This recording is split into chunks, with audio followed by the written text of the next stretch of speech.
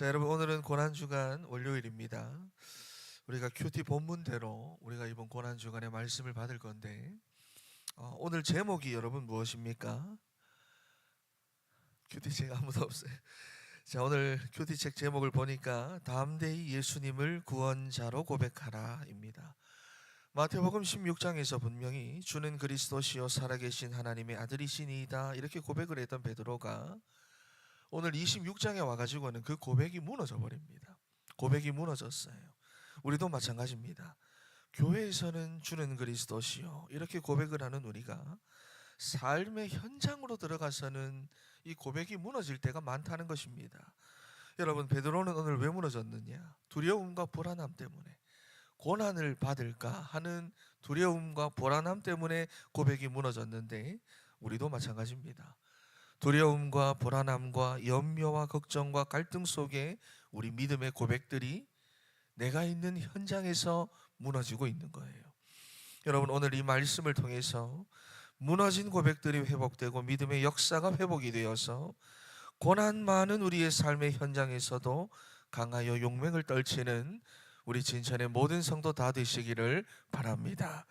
첫 번째로 믿음의 고백이 무너진 삶입니다. 69절에서부터 70절 말씀까지 우리 한 번 더 읽어보겠습니다. 시작. 베드로가 바깥들에 앉았더니 한 여종이 나와 이르되 너도 갈릴리 사람 예수와 함께 있었도다 하거늘 베드로가 모든 사람 앞에서 부인하여 이르되 나는 내가 무슨 말을 하는지 알지 못하겠노라 하며. 자, 여러분, 예수님이 신문받던 곳은 대제사장 가야바의 집입니다. 베드로가 그 집 바깥들에 앉아가지고 있었는데 갑자기 한 여종이 와가지고는 베드로를 알아보는 거예요. 자기를 알아보는 겁니다. 이 사람 예수와 함께 있던 사람인데 알아보는 겁니다. 그러니까 베드로가 나는 네가 무슨 말을 하는지 내가 모르겠다. 사람 잘못 봤다. 주변 사람들 앞에서 막 부인하면서 그 자리를 황급히 나와버렸습니다. 그런데 다른 여종이 또 와가지고는 또 자기를 보면서 막 수근거리기 시작하는 거예요. 예수와 함께 있던 사람 맞는 것 같은데 수근거립니다. 그러니까 베드로가 그 앞에서 맹세까지 합니다. 72절 말씀에 베드로가 맹세하고 또 부인하여 이르되 나는 그 사람을 알지 못하노라 그랬어요. 여러분, 그런데 이게 끝이 아닙니다. 73절 말씀에 보니까 조금 후에, 이제 좀 일단락되나 싶었더니 조금 후에 곁에 있던 사람들이 또 알아봅니다. 이제는 뭐라고 말하느냐? 너는 예수와 같은 도당의 사람이 아니냐? 네 말투, 네가 말하는 그 억양, 사투리 그거 다 들어보니까 예수하고 똑같은데 너 한패거리지. 그러니까 74절 말씀, 74절 말씀 한번 읽어보겠습니다. 시작. 그가 저주하며 맹세하여 이르되 나는 그 사람을 알지 못하노라 하니 곧 닭이 울더라. 아멘. 여러분, 그러면 여기서 우리가 한 가지 질문을 해봐야 됩니다. 이러한 상황에서 한 가지 질문을 하셔야 돼요. 베드로가 어떻게 그럴 수 있느냐 하는 겁니다. 베드로가 어떻게? 베드로가 누굽니까? 마태복음 16장의 고백의 그 주인공입니다. 그리고 베드로가 또 어떤 사람입니까? 베드로는 원래 35절 말씀을 보시면은 나는 주와 함께 죽을지언정 주를 부인하지 않겠나이다. 나는 정말 예수님과 함께 운명을 같이 하겠습니다 하는 이런 마음을 누구보다 본인 스스로가 강하게 가지고 있던 그런 사람입니다. 그리고 다른 제자들은 다 배신해도 나는 배신하지 않겠다, 정말 자기 자신에 대해서 확신하던 그런 사람이었어요. 여러분, 그런데 보세요. 자기 말대로 되지 않았지요. 자기 확신대로 된 것이 아닙니다. 말씀대로 되었습니다. 여러분, 말씀대로 닭이 울기 전에 3번이나 예수님을 부인해버렸어요. 그러니까 여러분, 지금 뭐가 문제입니까? 자기를 바라보는, 자기가 자기 스스로를 바라보는 기준이 잘못되어 있다는 거예요. 베드로는 자기 자신에 대해서 확신했습니다. 나는 달라. 나는 다른 사람이랑 달라. 나는 배신하지 않아. 여러분, 그런데 인생은요, 자기 의지대로 자기 확신대로 되어지는 것이 아니고 말씀대로 되어지는 것입니다. 여러분, 그래서 우리가 삶을 살아갈 때 이러한 서론을 가지고 살아야 합니다. 말씀대로 나를 바라봐야 된다. 말씀대로 나 자신을 바라봐야 되고, 말씀대로 우리 가정을 바라봐야 되고, 말씀대로 내가 사는 삶을 현장을 봐야 된다. 여러분, 나의 의지대로 자기 인생을 바라보지 말고 말씀대로 바라보는 여러분 되시기를 바랍니다. 할렐루야. 나는 정말 이런 사람이야. 나는 달라. 나는 그렇게 하지 않을 거야 하는 자기 확신으로 자기 인생을 판단하지 말고 말씀대로 자기 자신을 보고 판단하셔야 되는 거예요. 여러분, 그렇다면은 말씀은 우리 인생에 대해서 뭐라고 말씀합니까? 말씀이 우리 인생에 대하여, 여러분, 성경은 근본적으로 우리가 하나님을 떠나 있다라고 말씀을 합니다. 우리의 영혼은 죽어 있고 육신에만 집착하고 있는 그런 상태라고 말하고 있어요. 자기도 모르게 사단의 운명 속에 잡혀가지고 죄가 시키는 대로 하며 살아가고 있습니다. 여러분, 그런데 이것이 그냥 말이 아니고요, 지금 우리의 실제 상태라는 거예요. 우리 아이들의 실제 상태라는 것입니다. 우리 인생과 가정의 실제 모습이 말씀과 같다는 겁니다. 여러분, 그래서 이것을 인정하면은 바른 결론이 하나 나옵니다. 아, 하나님을 떠났네. 영혼이 죽었네. 이것을 인정하게 되면은 바른 결론이 하나 나옵니다. 어떤 결론이 나올까요? 내 힘으로는 안 되는구나. 내 힘으로는 내 인생이 어떻게 안 되는구나. 내 인생에는 하나님이 필요하구나. 그러니 하나님을 만나게 하는 예수 그리스도가 내 인생의 답이 되는 것입니다. 여러분, 그런데 문제는 뭐냐 하니까 여전히 자기 확신으로 살아간다는 것입니다. 주는 그리스도시요 고백을 하고도 여전히 사람들은 자기 기준, 자기 확신대로 살아간다는 거예요. 그러니 어떤 일이 벌어집니까? 평소에는 뭐 괜찮습니다. 잘 될 때는 내가 너무 좋아요. 그런데 그런 내가 말 한마디에 흔들려 버립니다. 환경이 조금 무너지면 나도 같이 무너져 버리는 거예요. 문제가 생기면 가슴부터 막 덜컥 내려앉아 버립니다. 그러니 믿음의 고백도 함께 흔들려 버립니다. 상황 따라, 환경 따라 믿음의 고백이 막 흔들려 버린다는 거예요. 여러분, 그래서 우리가 우리 인생의 본론을 어떻게 써내려 가야 되느냐, 내가 내 인생의 그 본론을 어떻게 써야 되느냐, 서론도 있습니다. 말씀대로 나를 봐야 되는구나 하는 서론도 있습니다. 결론도 나와 있어요. 내 힘으로는 안 되고 내게는 하나님이 필요하구나 하는 결론도 있습니다. 여러분, 그러니 어떤 본론이 나와야 됩니까? 저를 따라 합니다. 영적 준비를 하자. 시작. 여러분, 영적 준비를 하셔야 돼요. 우리는 영적 준비를 해야 됩니다. 여러분, 세계 곳곳에서는 지금 전쟁들이 막 일어나고 있습니다. 지구 반대편에서 일어나는 그 일들 때문에 당장에 우리 개개인들이 다 어려움을 겪고 있어요. 그런데 성경은 여러분 이미 말세가 되면은 이런 일들이 곳곳에서 일어난다라는 것을 말씀하고 있는데, 전쟁은 불가항력적이잖아요. 말 걸 수 있는 것이 아니잖아요. 여러분, 그래서 우리는 더 말씀대로 보셔야 됩니다. 내 힘으로는 안 되고 하나님이 필요한 내 인생입니다. 하나님의 은혜가 필요하다는 것입니다. 그러니 우리는 영적인 준비를 해야 됩니다. 여러분, 베드로가 오늘 이렇게 될 수밖에 없었던 이유가 무엇입니까? 말씀대로 자기 자신을 보지 않았기 때문에 영적 준비를 하지 않았습니다. 예수님께서 겟세마네 동산에서 깨어 기도하라 그렇게 말씀을 하셨음에도 베드로는 잠에 취해 있었습니다. 육신의 연약함에 여전히 핑계를 대고 있었어요. 그러다 오늘 참패를 당한 것입니다. 여러분, 영적으로 우리가 준비되지 않으면 자기 의지가 강하고 자기 확신이 아무리 강해도 환경과 현실을 틈타고 들어오는 이 사단의 공격 앞에 우리는 무력해질 수밖에 없는 것입니다. 아모스 8장 11절 말씀을 한번 봐보세요. 지금까지 내가 괜찮았거든요. 지금까지 내가 잘 살아왔거든요. 그런데 어느 날 갑자기 우리 인생에 기근이 찾아옵니다. 이 기근은 불가항력적이에요. 막을 수 없습니다. 그런데 그때 어떤 인생들이 무너집니까? 영적 준비가 되지 않은 인생들이 그 순간 무너지는 거예요. 여러분, 그런데 말씀이 있는 사람은 거기서 길이 보이는 겁니다. 말씀과 기도가 있으면 그 사람은 거기서도 살아나는 거예요. 여러분, 영적 준비를 하는 여러분 되시기를 바랍니다. 옆에 계신 분들에게 고백합니다. 6년근 먹고 영적 준비합시다. 시작.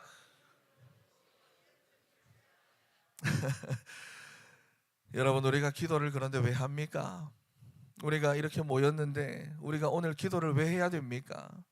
기도할 때 영적 싸움을 할 힘과 능력이 생기는 거예요.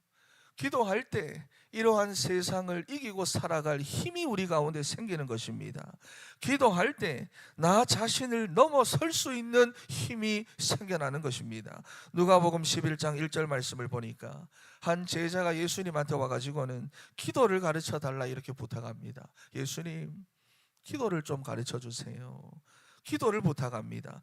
여러분, 사실 제자들은요, 예수님께서 행하시는 그 많은 이적과 기사들을 보면서 자신들도 그런 능력을 얻고 싶어 했어요.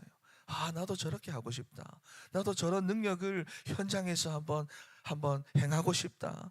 여러분, 그런데 이적과 기사를 행하는 방법을 가르쳐 달라 이렇게 말하는 것이 아니라 예수님한테 찾아가서는 기도를 가르쳐 달라고 이렇게 말합니다. 왜 이적과 기사를 가르쳐 달라고 하지 않고 기도를 가르쳐 달라고 말을 했던 걸까요?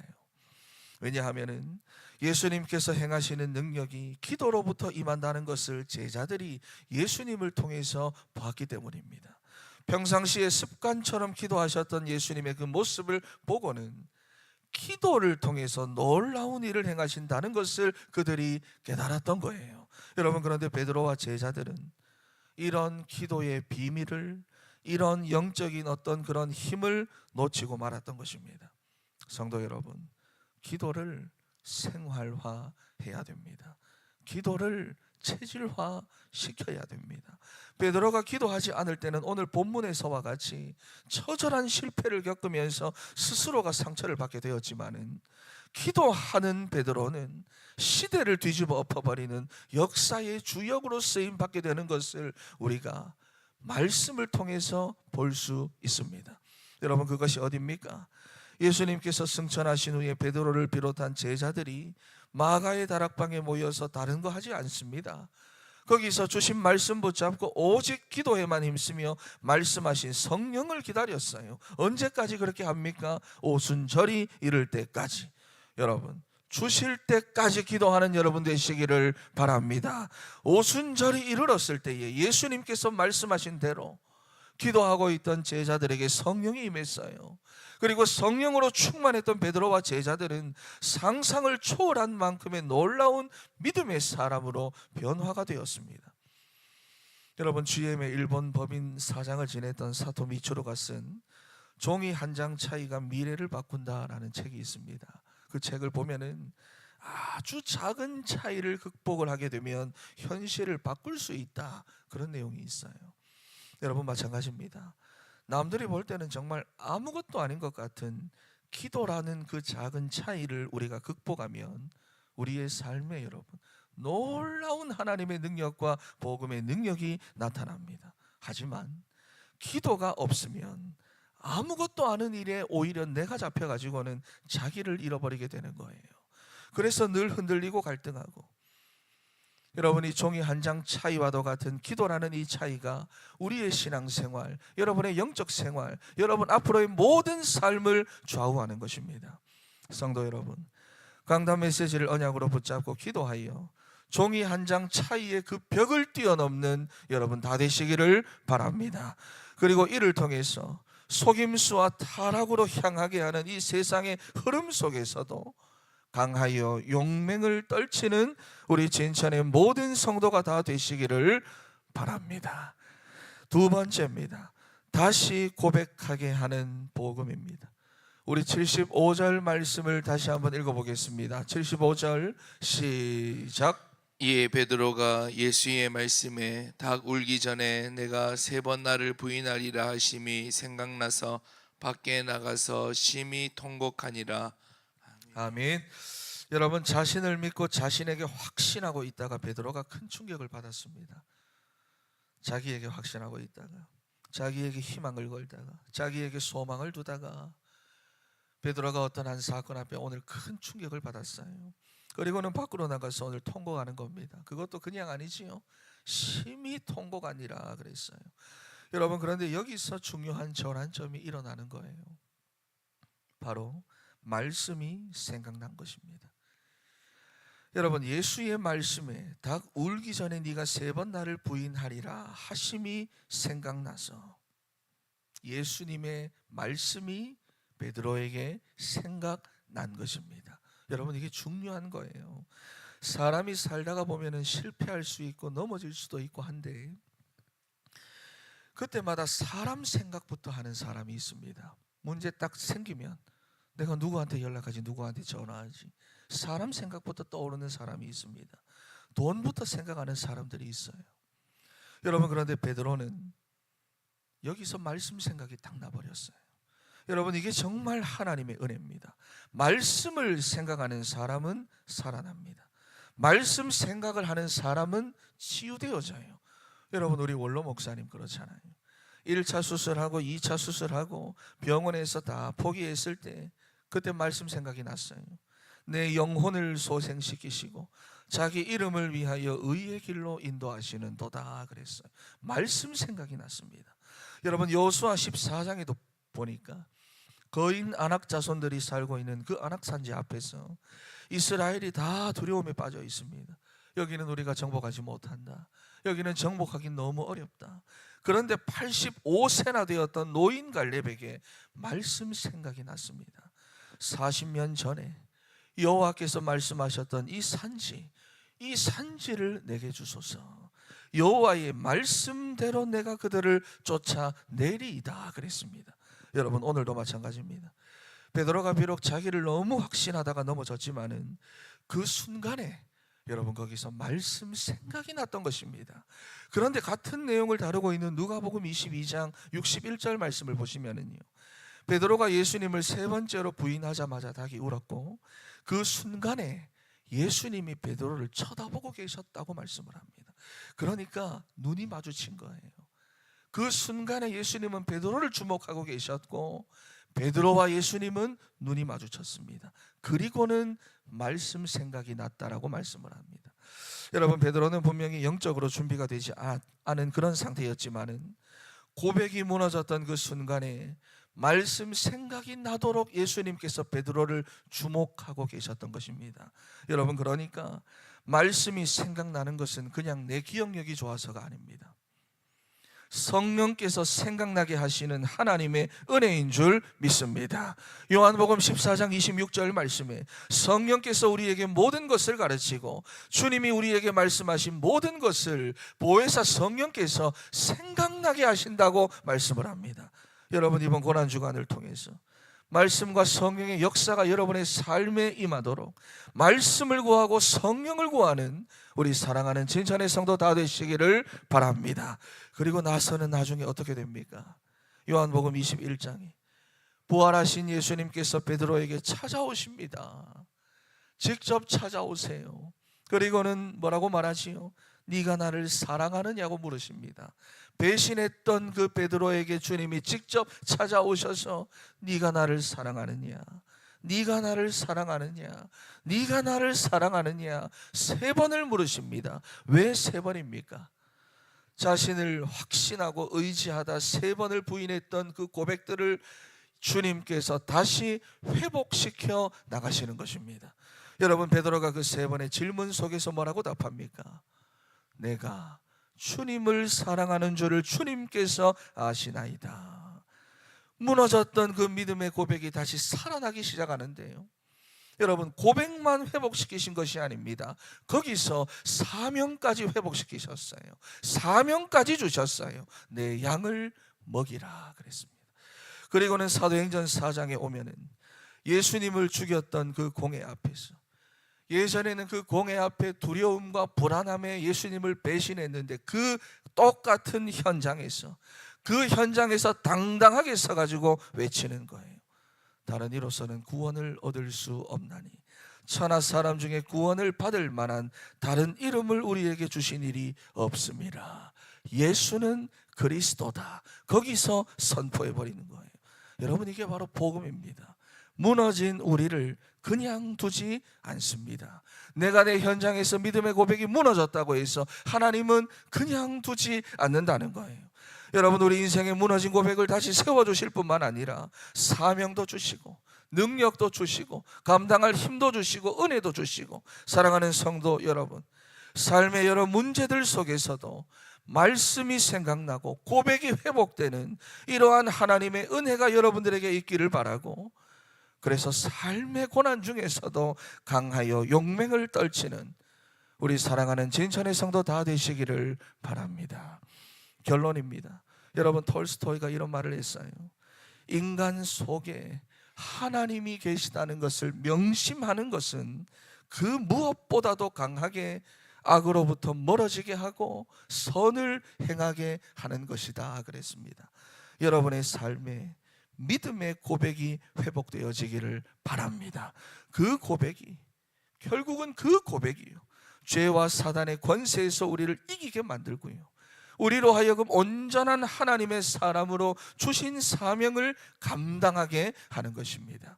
말씀대로 바라보고 영적 준비를 하는 이 한 주간, 오늘 하루가 되셔서 믿음의 고백이 회복되는 오늘 고난주간 첫째 날 월요일 다 되시기를 바랍니다.